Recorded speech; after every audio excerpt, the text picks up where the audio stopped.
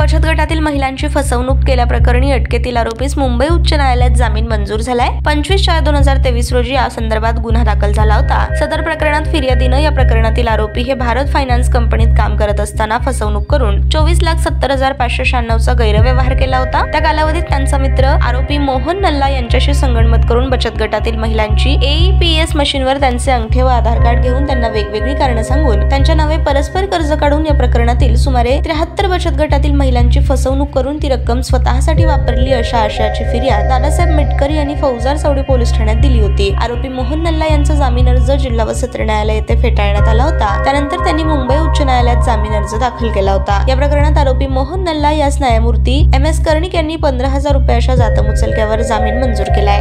यात आरोपीतर्फे advocate Kadir Auti, advocate आकाश Kawade, advocate Dattatray Kapure यांनी काम पाहिलं।